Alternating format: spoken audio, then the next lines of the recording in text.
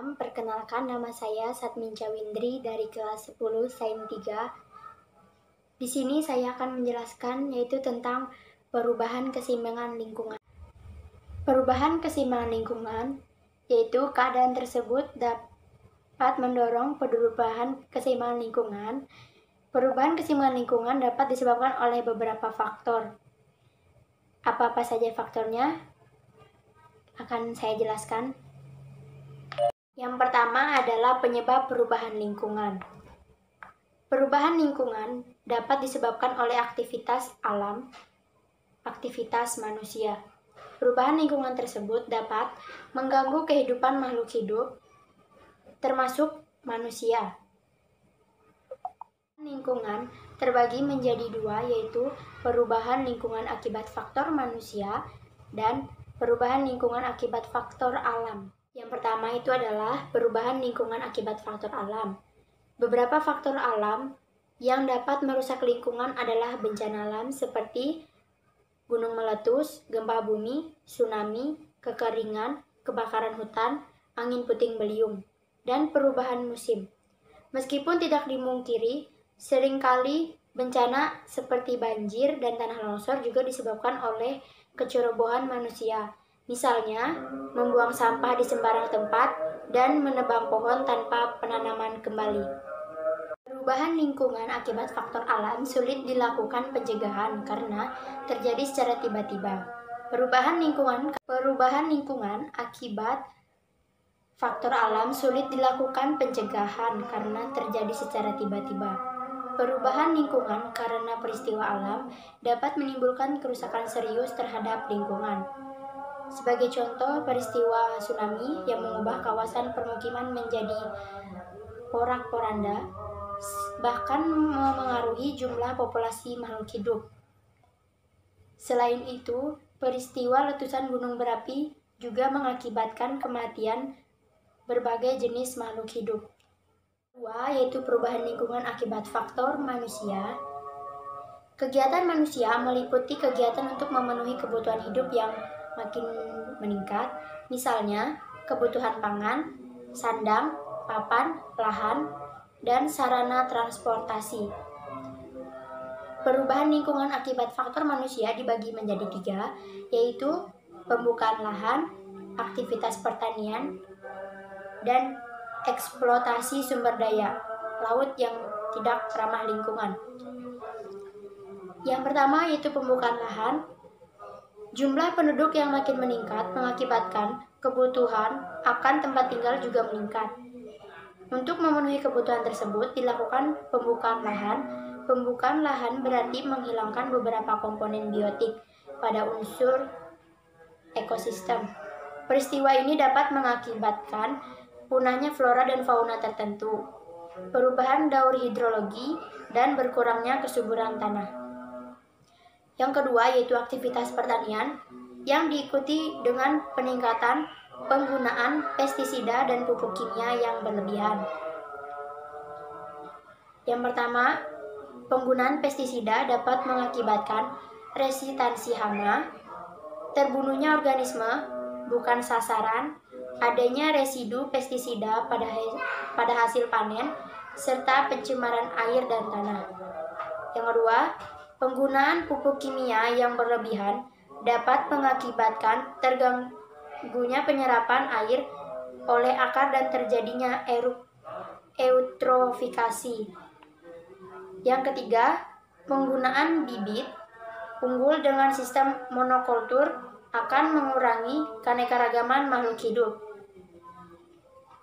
Yang ketiga, eksploitasi sumber daya laut yang tidak ramah lingkungan. Pemakaian bahan peledak dapat merusak terumbu karang. Penggunaan pukat harimau dapat mengganggu regenerasi ikan. Kemudian subtopik yang kedua adalah pencemaran lingkungan. Polusi atau pencemaran lingkungan adalah masuknya atau dimasukkannya makhluk hidup, zat energi atau komponen lain ke lingkungan, atau berubahnya tatanan lingkungan oleh kegiatan manusia. atau oleh proses alam sehingga kualitas lingkungan turun sampai ke tingkat tertentu yang menyebabkan lingkungan menjadi kurang atau tidak dapat berfungsi lagi sesuai dengan peruntukannya. Bahan-bahan atau zat yang dapat mencemari lingkungan disebut polutan. Suatu zat disebut polutan jika memenuhi kriteria berikut. A. Jumlahnya melebihi batas normal. B. Berada pada tempat yang tidak semestinya. C. Berada pada waktu yang tidak tepat. Pencemaran dapat dibedakan berdasarkan zat pencemar dan lokasi yang tercemar. Berdasarkan zat pencemarnya, pencemaran lingkungan dibedakan menjadi pencemaran kimiawi dan pencemaran fisik, dan pencemaran biologis. Pencemaran lingkungan terbagi menjadi beberapa subtopik, yaitu yang pertama, pencemaran air. Dalam pencemaran air, sumber pencer limbah pertanian, limbah industri, dan limbah pertambangan. Yang pertama, limbah rumah tangga. Limbah rumah tangga dapat berupa limbah organik atau sisa bahan makanan, dan limbah anorganik, plastik, kertas, kaca, dan deterjen. Limbah organik yang mencemari perairan mengakibatkan penurunan oksigen terlarut.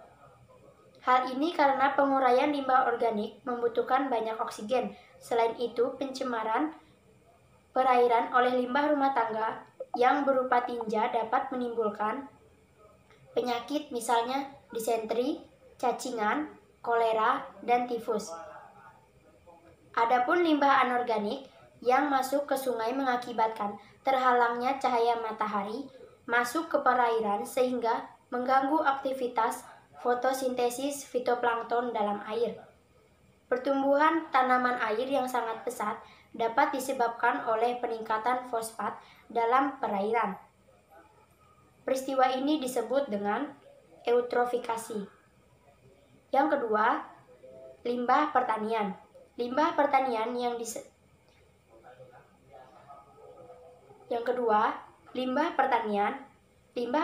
yang dimaksud yaitu limbah yang dihasilkan oleh aktivitas pertanian, seperti mengolah lahan pertanian atau meningkatkan produksi pertanian, misalnya berupa penggunaan pupuk, anorganik, dan pestisida.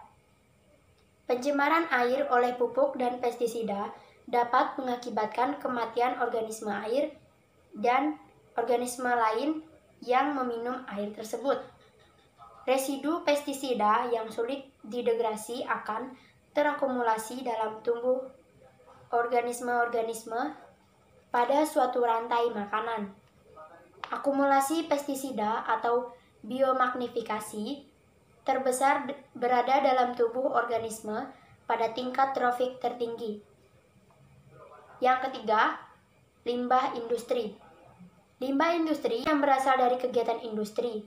Limbah industri dapat berupa logam berat atau misalnya kadium, merkuri, timbal, dan seng, arsenat, krom, timah, benzena, serta karbon tetraklorida.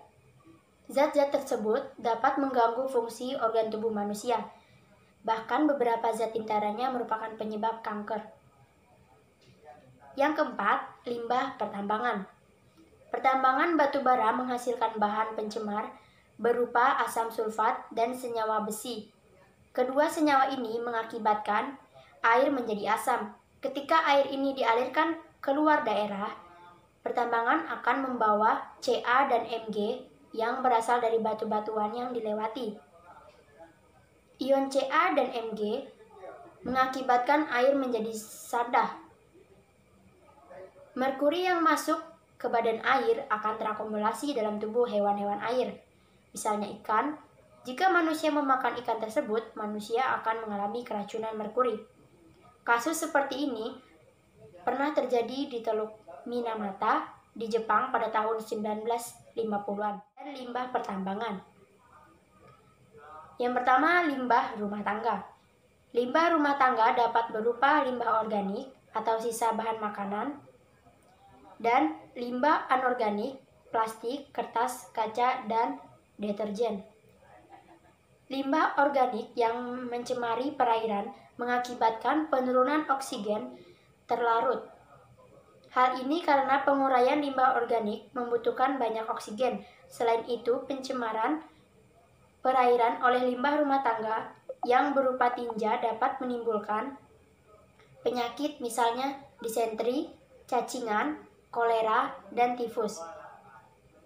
Adapun limbah anorganik yang masuk ke sungai mengakibatkan terhalangnya cahaya matahari masuk ke perairan sehingga mengganggu aktivitas fotosintesis fitoplankton dalam air. Pertumbuhan tanaman air yang sangat pesat dapat disebabkan oleh peningkatan fosfat dalam perairan.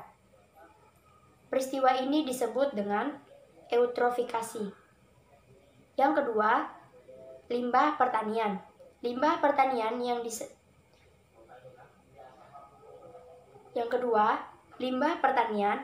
Limbah pertanian yang dimaksud yaitu limbah yang dihasilkan oleh aktivitas pertanian, seperti mengolah lahan pertanian atau meningkatkan produksi pertanian, misalnya berupa penggunaan pupuk, anorganik, dan pestisida.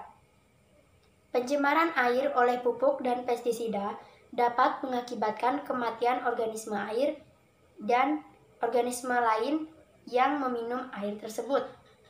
Residu pestisida yang sulit didegrasi akan terakumulasi dalam tubuh organisme-organisme pada suatu rantai makanan.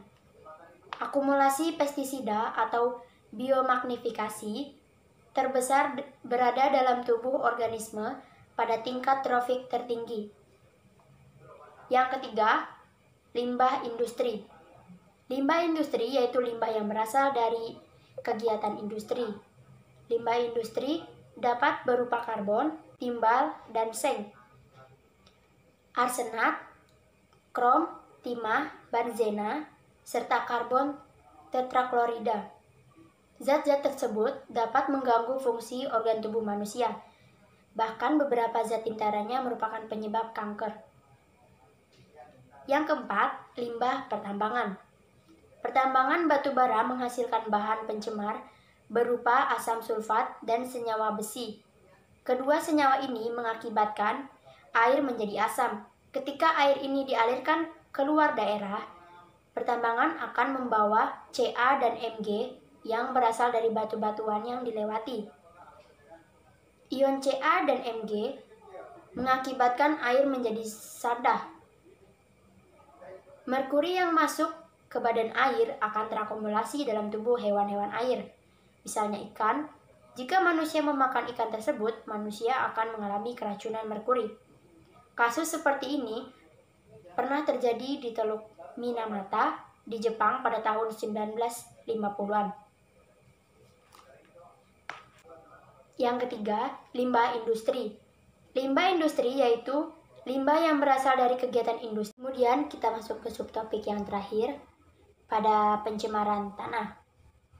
Secara umum, tanah yang tercemar akan mengganggu mikroorganisme tanah dan makhluk hidup yang hidup di tanah tersebut. Pencemaran tanah dapat diakibatkan oleh aktivitas rumah tangga yang menghasilkan limbah domestik, kegiatan industri yang menghasilkan limbah industri, dan kegiatan pertanian yang menghasilkan limbah pertanian. Untuk subtopik yang kedua dari pengelolaan lingkungan. Yang pertama ada usaha-usaha mencegah kerusakan hutan. Hutan merupakan ekosistem yang berperan penting bagi lingkungan. Apabila hutan mengalami kerusakan, dapat berdampak buruk terhadap lingkungan. Misalnya mengakibatkan terjadinya banjir, tanah longsor. Oleh karena itu, perlu dilakukan pelestarian hutan.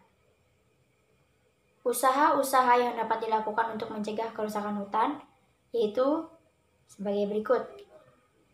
Yang pertama, penanaman pohon pengganti atas pohon yang ditebang dan dipelihara dengan baik. Yang kedua, memberlakukan sistem tebang pilih terhadap pohon-pohon yang memenuhi persyaratan. Yang ketiga, melakukan reboisasi di lahan yang rusak. Yang keempat, membentuk badan revitalisasi industri kehutanan atau BRIK yang bertugas menyesuaikan produksi industri kehutanan dengan ketersediaan bahan baku dari hutan.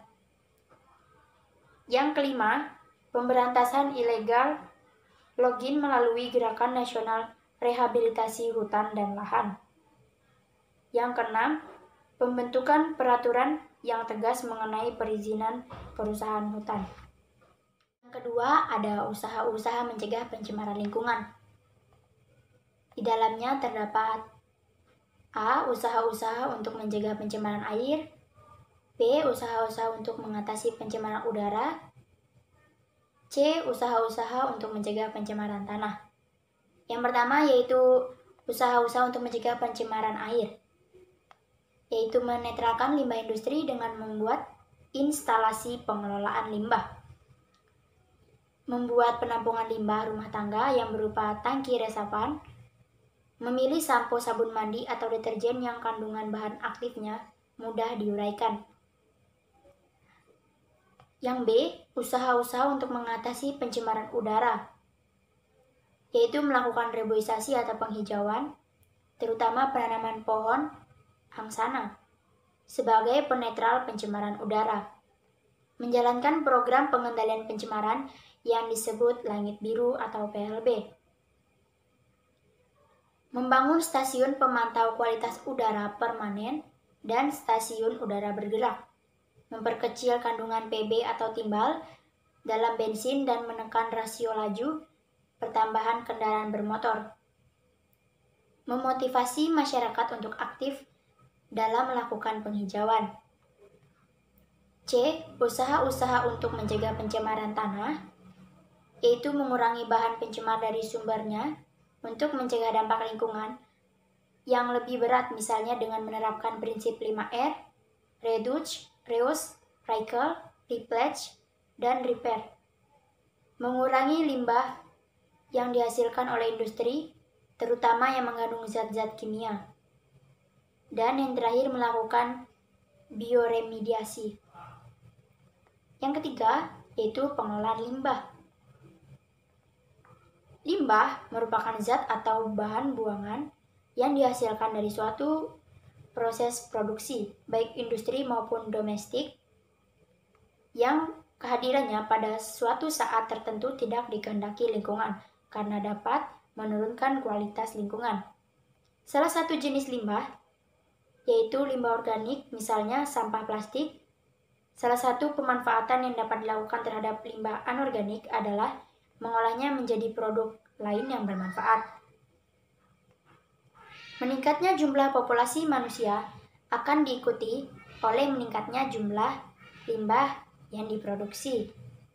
Limbah harus ditangani sesuai dengan jenis karakteristiknya, dengan penanganan yang sesuai. Diharapkan terjadi penurunan limbah, baik jumlah maupun dampak negatifnya terhadap lingkungan. Limbah dibedakan menjadi beberapa jenis, yaitu limbah organik, limbah anorganik, limbah B3. Limbah organik merupakan limbah yang berasal dari jaringan tubuh makhluk hidup. Limbah ini dapat diuraikan oleh dekomposer. Limbah organik terdiri atas bahan-bahan yang bersifat organik, seperti dari kegiatan rumah tangga maupun kegiatan industri. Limbah organik dibedakan menjadi dua, yaitu limbah organik basah dan limbah organik kering. Limbah organik basah memiliki kandungan air yang cukup tinggi, seperti sisa sayuran dan buah-buahan. Sementara itu, limbah organik kering memiliki kandungan air yang relatif sedikit, seperti dedaunan kering dan potongan-potongan kayu. Limbah organik memiliki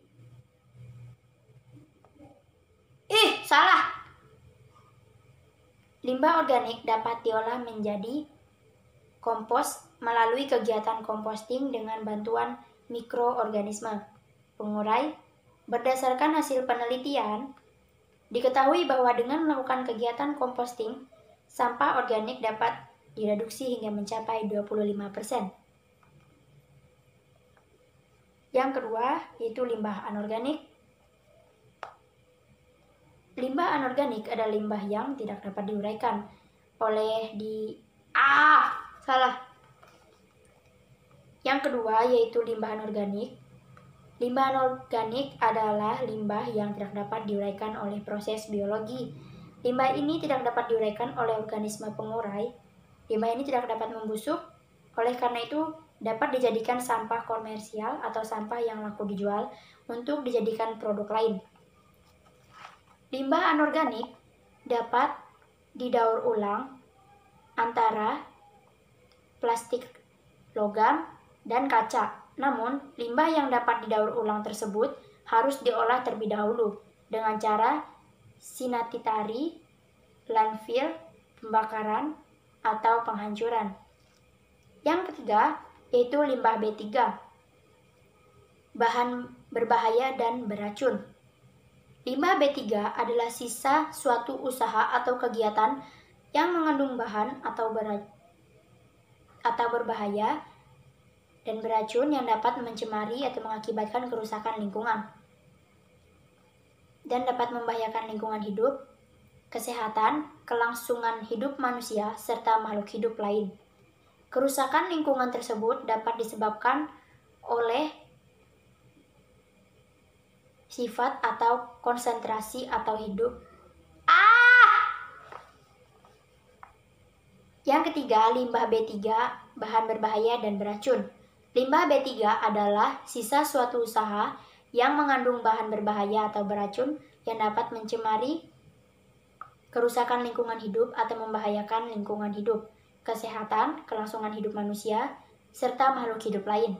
Kerusakan lingkungan tersebut dapat disebabkan oleh sifat atau konsentrasi atau jumlah dari limbah B3. Menurut PP nomor 85 tahun 1999 tentang pengolahan limbah bahan berbahaya dan beracun. Limbah B3 dapat dikategorikan berdasarkan sumber dan karakteristiknya.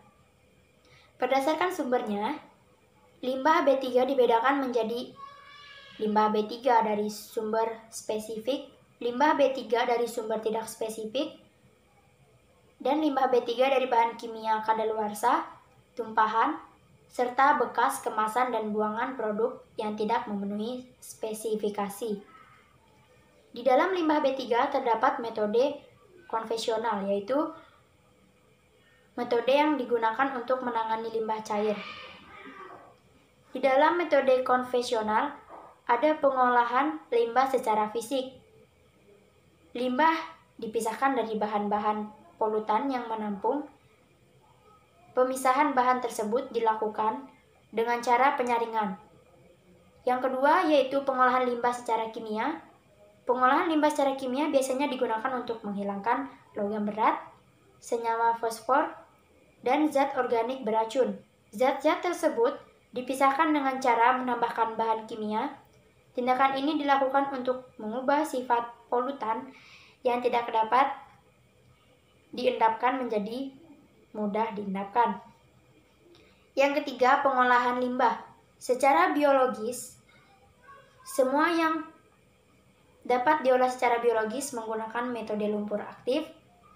Dalam metode ini, pengolahan limbah dilakukan dengan cara menambah mikroorganisme dalam limbah. Mikroorganisme tersebut berfungsi menguraikan polutan dalam limbah. Kemudian, metode ramah lingkungan. Metode ramah lingkungan terbagi menjadi 5, yaitu reuse atau memakai ulang, reduce atau mengurai pemakaian, recycle atau mendaur ulang, replace atau mengganti, repair atau memperbaiki.